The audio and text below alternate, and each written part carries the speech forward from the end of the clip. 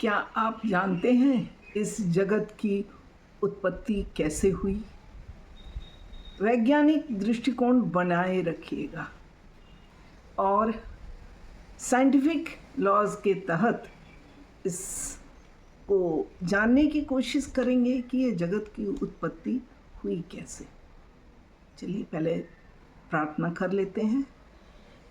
वासुदेवेंद्र योगेंद्रम नत्वा ज्ञानप्रदं गुरुं मुमुक्षूणां हितार्थाय तत्त्वबोधोऽभिधीयते।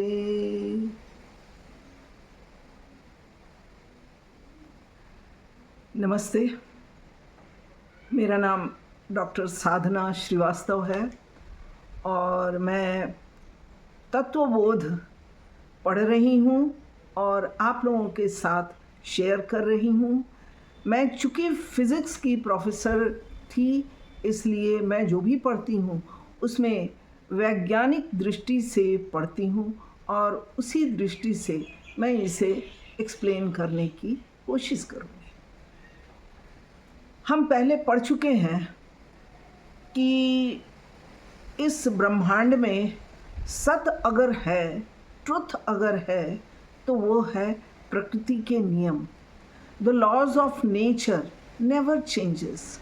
उसको हमने नाम दिया था ईश्वर या ब्रह्म या आप जो भी नाम दें, क्योंकि वही एक नियम है जो कि कल भी था, आज भी लागू होता है और कल भी लागू होगा। प्रकृति के नियम ब्रह्म हैं और वही एकमात्र सत्य है।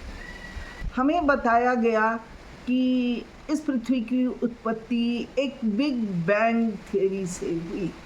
ये बिग बैंग एक बड़ा सा धमाका, तो ये धमाका भी बिना प्रकृति के नियम के नहीं हो सकता है। एक बात। दूसरी बात कि ठीक है, इस नियम के तहत धमाका हुआ और पृथ्वी की उत्पत्ति हुई, लेकिन तब ये भी पता चलता है कि इस धमाके के पहले ये पृथ्वी नहीं थी और आगे भी अगर प्रकृति के नियम जारी रहे तो कुछ भी हो सकता है। तो खैर, ये निश्चित है कि ये पृथ्वी नहीं थी, तो ये पृथ्वी असत है। तो एक ब्रह्म के बारे में कहा गया संस्कृत में कि सत्यम वस्तु एकम ब्रह्म। सत्य वस्तु एक ही है जो कि ब्रह्म है। तद व्यतिरिक्तम सर्वम अनित्यम। उसके अलावा, तद व्यतिरिक्तम सर्वम अनित्यम, उसके अलावा जो भी है वो असत है।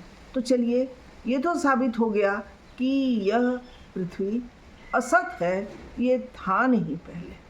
प्रकृति के नियम का एक छोटा सा उदाहरण ले लें, हर किसी को मालूम है, लॉ ऑफ ग्रेविटेशन। प्रत्येक पिंड दूसरे पिंड को अपनी ओर आकर्षित करती है और इस नियम को कंडीशंस लगाए जा सकते हैं, लेकिन यह नियम अपने आप में पूरे ब्रह्मांड में लागू होता है। तभी तो सारे पिंड, सारे ग्रह नक्षत्र अपनी जगह पर स्थित हैं। अगर ये ग्रेविटेशन नहीं होता तो पता नहीं ये सारे ग्रह नक्षत्र कहाँ कहाँ चले जाते और पता नहीं आपस में टकराते या क्या होता, मैं नहीं बता सकती। लेकिन ये अपने जगह पर अगर विद्यमान है तो that is due to the laws. नियमों का पालन करते हैं, इसलिए सब अपनी जगह स्थित हैं। ब्रह्म शब्द ब्री धातु से बना है और व्री का अर्थ होता है विशाल, वेरी बिग, बृहद। ब्रह्म के पास विस्तार भी अनंत है और इसकी शक्ति भी अनंत है और इसी शक्ति ब्रह्म की शक्ति के मैनिफेस्टेशन को हम माया कहते हैं। माया की अपनी कोई शक्ति नहीं है, वह ब्रह्म की ही शक्ति है और ब्रह्म की शक्ति से वह ब्रह्म की तरह ही रचना करता है, विस्तार करता है, जगत बनता है इसी शक्ति से। यूँ समझिए कि जिस तरह माता पिता के लक्षण पुत्र में पाए जाते हैं, उसी तरह यह माया जिस जगत का निर्माण करती है उसमें ब्रह्म के लक्षण पाए जाते हैं। इस बात पर गौर कीजिएगा। ब्रह्म के लक्षण पाए जाते हैं मतलब क्या है? मतलब अगर प्रकृति के नियम ब्रह्म है तो जो जगत की रचना माया ने की ब्रह्म की शक्ति से, उसमें भी प्रकृति के नियम लागू होते हैं। यानी ये अगर पृथ्वी माया द्वारा रचित है तो यहाँ भी लॉज ऑफ ग्रेविटेशन लागू होते हैं। तो मैंने एक लॉ को पकड़ लिया है, लेकिन प्रकृति के कितने नियम हैं वो तो मुझे भी नहीं मालूम। लेकिन प्रत्येक नियम जो ब्रह्म में है वो सारे नियम उनकी शक्ति द्वारा रचित हर वस्तु में है। सिर्फ यह जगत ही क्यों, हम भी तो उसी माया के रचे हुए हैं।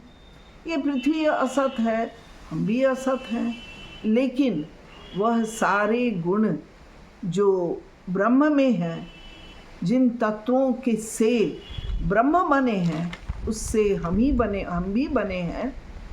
अर्थात यत् पिंडे तत् ब्रह्मांडे, जो इस पिंड में है वही इस ब्रह्मांड में है। अब चलिए माया को थोड़ा विस्तार से समझा जाए। यह माया के 3 गुण हैं। माया त्रिगुणात्मिका है और इन तीनों गुणों का नाम है सतोगुण, रजोगुण और तमोगुण। यह सतोगुण क्या है? सतोगुण में शांति है, सुख है, निर्मलता है, स्वच्छता है, बैलेंस है, संतुलन है। प्रकृति को हम जब उसका आनंद लेते हैं, घूमने निकलते हैं, तो घाटियों में प्रकृति के गोद में हमें सुख, शांति, ज्ञान, वहाँ से ज्ञान भी प्राप्त होता है। यह सब कुछ इस जगत में हमें देखने को मिलता है। ये सतोगुण जो शांति का प्रतीक है, ये हम एक छोटे से अंश हैं प्रकृति के, तो हमें भी पाया जाता है। हमें भी शांति है, सुख है, ज्ञान है, बैलेंस है। हमारे इस गुण को सतोगुण कहते हैं। अब आइए दूसरा गुण रजोगुण। रजोगुण ऊर्जा का प्रतीक है, उसमें उफान है, उसमें शक्ति है, उसमें उत्तेजना है। प्रकृति में देखिए, सूर्य में ही देख लीजिए, लगातार विस्फोट हो रहा है। पृथ्वी में देख लीजिए, कहीं न कहीं लावा फूटता है, ज्वालामुखी फूटती है और उसमें लावा निकलता है, तो लावा का कोई दिशा नहीं रहता है। वो उसके सामने जो भी आता है उसको वो अपने आगोश में लिए जाता है। उसमें बेचैनी रहती है, उसमें लालसा रहती है। और यही अगर सूक्ष्म रूप में देखें, हमारे अंदर भी क्या है? हमारे अंदर भी ऊर्जा है, हमारे अंदर भी लालसा है कुछ पाने की। हमको धन चाहिए, हमको शक्ति चाहिए। और रजोगुण जो है वो हमें भोग विलास, धन, ताकत इसके ओर आकर्षित करती है। तो ये प्रकृति का रजोगुण है। तीसरा गुण है तमोगुण। तमोगुण है घोर अंधकार, अज्ञान, मूढ़ता। उसे कुछ भी ज्ञात नहीं रहता है, बुद्धि विवेक कुछ भी काम नहीं करता, जिसके चलते वो अविवेकी, ईर्ष्यालु, झगड़ालु, अज्ञानी, ये सारे तामसी गुण उनमें पाए जाते हैं। इसमें शांति नहीं रहती है, इसमें दुख रहता है। तो ये हुआ तमोगुण के लक्षण। तो ये माया जो है ये त्रिगुणात्मिका है, इसके ये 3 गुण हैं और ये 3 गुण जगत में, प्रकृति में, मनुष्य में, हर चीज़ में ये 3 गुण पाया जाता है। किसी भी वस्तु की उत्पत्ति के लिए 2 कारण होते हैं। एक होता है उपादान कारण, यानी रॉ मटेरियल, उसकी आवश्यकता होती है किसी चीज़ को बनाने में। और दूसरा है निमित्त कारण, यानी कोई बनाने वाला चाहिए। रॉ मटेरियल अपने आप किसी चीज़ को बना नहीं लेगा। एज फॉर एग्ज़ाम्पल, अगर हम घट बनाते हैं तो वह मिट्टी से बना है, तो मिट्टी हुआ उपादान कारण। लेकिन मिट्टी अपने आप घट नहीं बन जाएगा, उसे कुम्हार की ज़रूरत है, तो कुम्हार हुआ निमित्त कारण। और इस प्रकार मिट्टी से घड़ा बन गया। लेकिन ये मिट्टी जो है वो जड़ वस्तु है, इसीलिए उसे कुम्हार की ज़रूरत पड़ी। लेकिन ब्रह्म जो है वह जड़ नहीं है, उसे जगत की उत्पत्ति करने के लिए किसी कुम्हार की ज़रूरत नहीं है, क्योंकि वह चेतन भी है, वो जड़ नहीं है। तो वो उसके पास उपादान और निमित्त दोनों ब्रह्म है। ब्रह्म के पास शक्ति है और उसी शक्ति से वह इस जगत का विस्तार करता है, जिसे हम माया कहते हैं। तो ब्रह्म ही उपादान है और ब्रह्म ही निमित्त है, जिसके तहत यह जगत की उत्पत्ति हो रही है। अगर बिग बैंग थियरी को देखें तो बिग बैंग करने कोई आया नहीं, वह प्रकृति की शक्ति थी जो बैंग हो गया। और बैंग हुआ तो उसके टुकड़े छिटक के जो बने, उसमें एक भाग पृथ्वी भी था। तो ये सारे तो प्रकृति के नियम से ही इनकी उत्पत्ति हुई है। यही साइंस भी कहता है, यही हमारा वेदांत भी कहता है। यह जगत 24 तत्वों का समूह है, संघात है। ये 24 तत्वों से मिलके बना है। तो इस विषय को हम लोग अगले सत्र में देखेंगे कि कहाँ से ये पंचमहाभूत आए, कहाँ से ये प्राण की उत्पत्ति हुई। ये अगले एपिसोड में देखेंगे। मैं जो भी बात करूँगी उसको विज्ञान से जोड़ के देखिएगा। 1 सप्ताह बाद हम पुनः मिलेंगे।